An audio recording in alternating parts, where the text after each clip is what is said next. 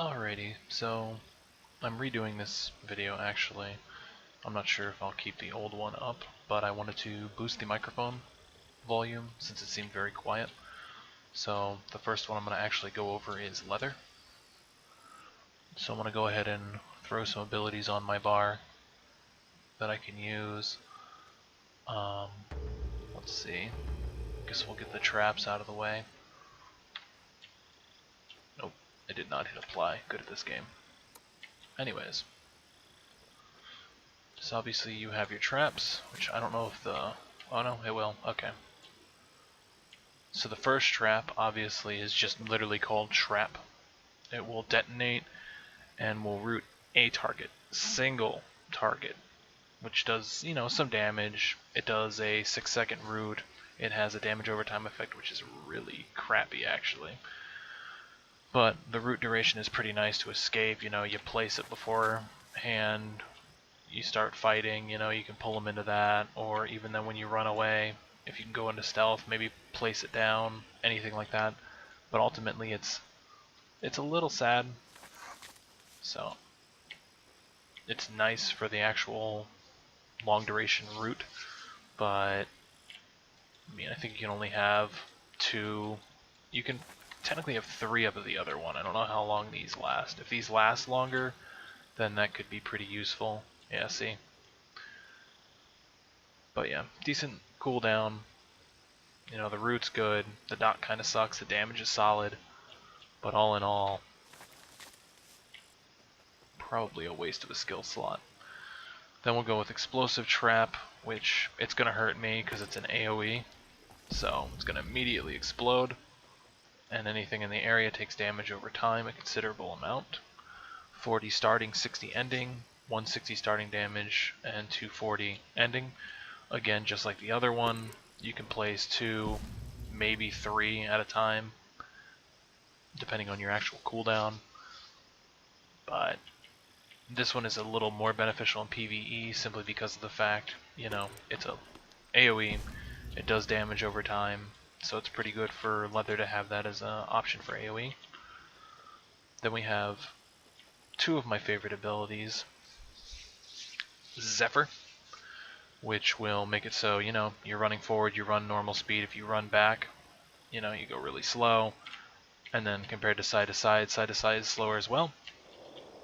You hit this, and you move the same speed in all directions. You gain energy regeneration as well, and it's actually very good to keep your sustain up. As you can see, I have it to level 10, which gives it 5 extra seconds. It pretty much gives you all the sustain you need. And then of course, Drain Life, which is one of your staple abilities at the beginning. You activate it, it makes you do Life Leech on direct damage, not damage over time effects. So that's a little bit sad, but I mean, it does a decent amount. It can be buffed with totem effects, but I have it at level 10. Gives me a 0.6, which means 60% life steal. Well, supposedly 60%. It's actually probably a little higher than that. Let me see.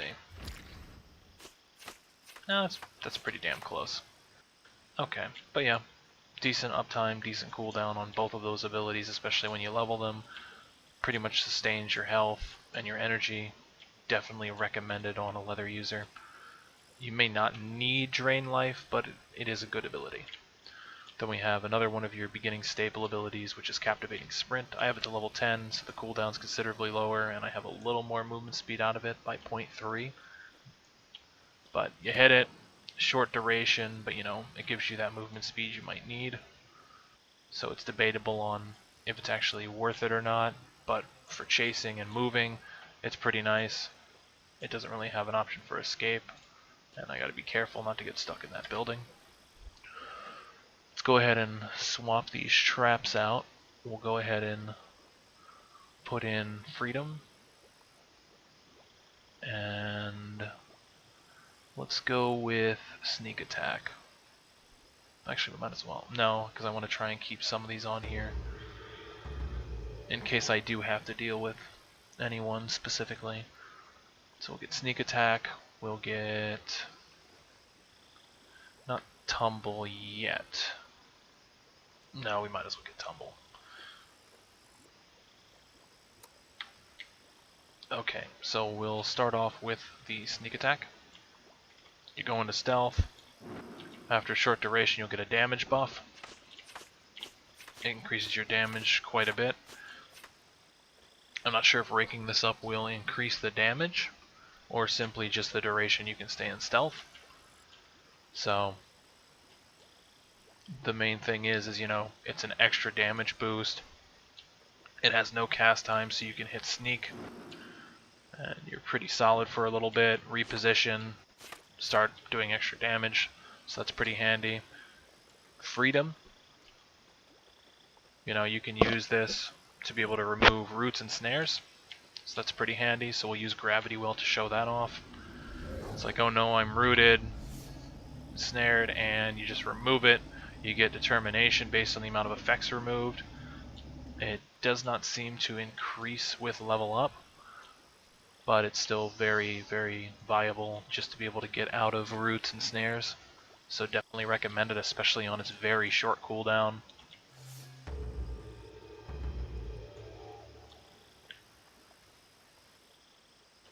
And then Tumble, of course, is a reactive defensive ability. I'll see if I can go over to a mob on the side real quick and show you how that one works. But basically I'll activate it when they go to attack me, and it will cause me to jump to their location, which I want to try and avoid getting too much aggro because I don't feel like fighting them that long. So then, alright, he's going to attack me, I swap to behind him, and then, you know, he gets stunned, gets a considerable amount of damage, solid ability to close gaps, and also provide a relatively lengthy stun, at least for level 1, even though it isn't an AoE, but it's still very, very handy for that damage.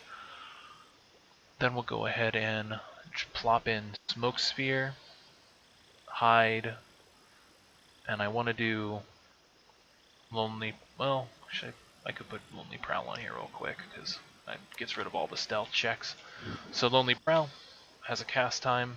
It might go down when you level it up, but I haven't found the need to as of yet. Oh, apparently oh, that's probably what it was.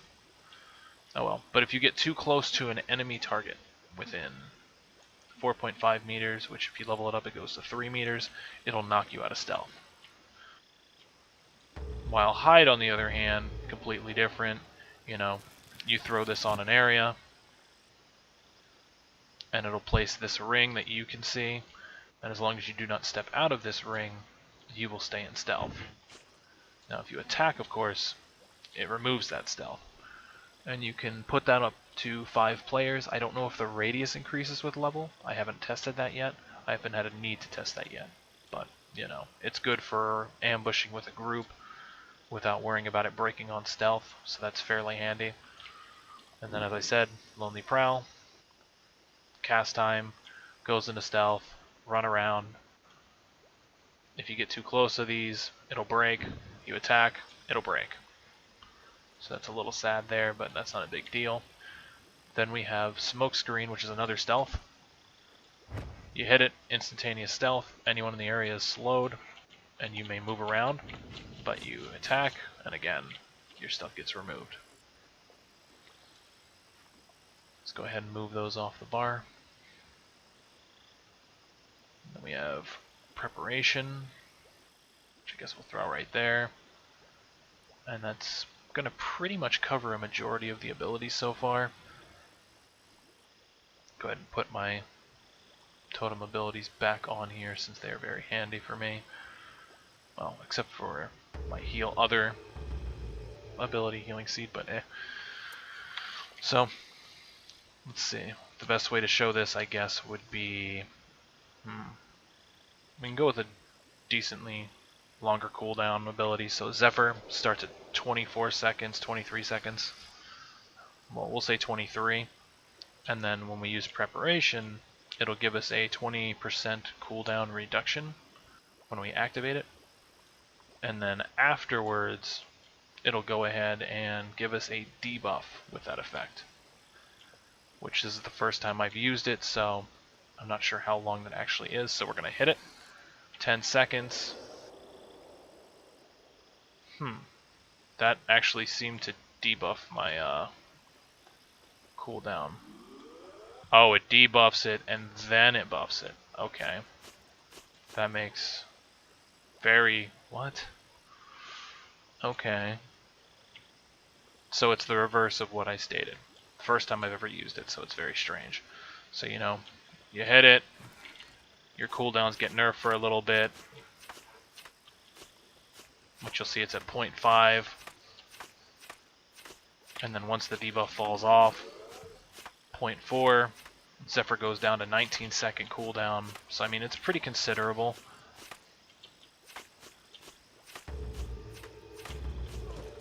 It's a pretty considerable buff, except for the fact that when you use it, let me see if the cooldown does not change. It doesn't say anything about energy cost changing.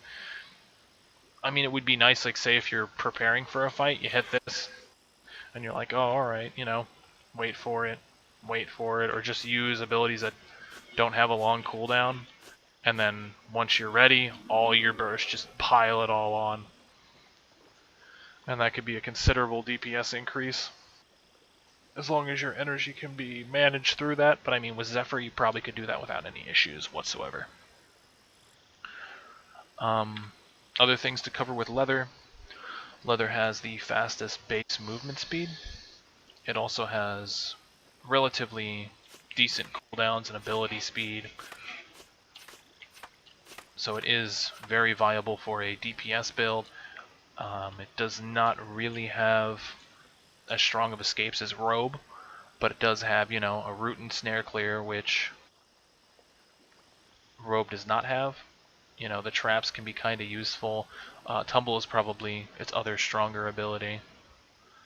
Tumble, Freedom, Drain Life, Zephyr, Sneak Attack, maybe Preparation. But all in all, it's a very solid armor line. Its sustain is fantastic. Its resistor not that bad. So it is a viable option for pretty much any build, even if you might think, oh, but it's Robe, you know, I have to be like a ranger, or, you know, maybe I'm trying to do DPS or chase somebody, things like that, but it doesn't really matter. Just pick an armor that you like the skills on and just use it as such.